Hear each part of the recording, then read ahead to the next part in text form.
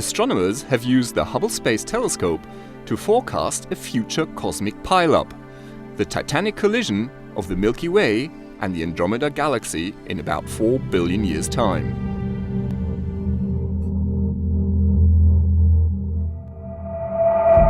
The Andromeda Galaxy, some 2.2 million light-years away, is the closest spiral galaxy to our home, the Milky Way.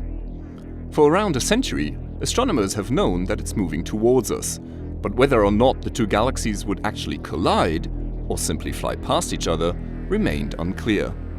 Now, a team of astronomers has used the Hubble Space Telescope to shed light on this question by looking at the motion of stars in the Andromeda Galaxy. Okay, we wanted to figure out how Andromeda was moving through space.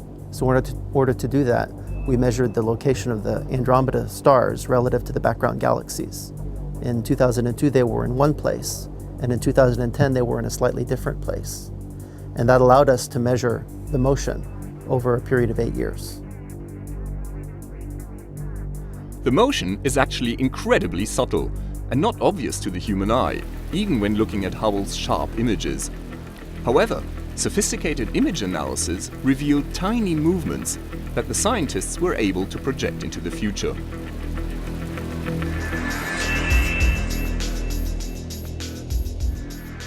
Based on these findings, it is finally possible to show what will happen to the Milky Way over the next 8 billion years.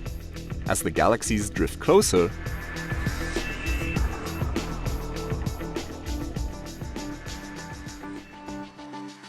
and then collide and gradually merge into a single, larger, elliptical galaxy with reddish stars.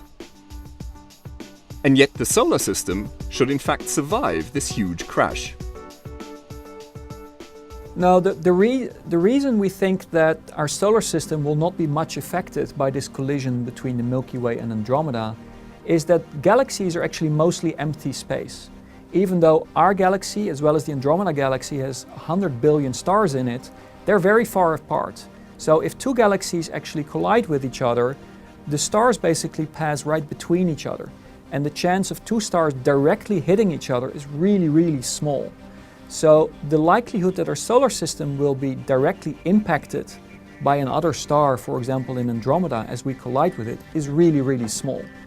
Well, if life is still present on Earth when this happens, the changes in the sky will be quite spectacular. Now, they will be very, very slow because the time scales on the scales of galaxies in the universe are very, very long. So you have to think millions of years. But even then, over these time scales of millions of years, we will see big changes.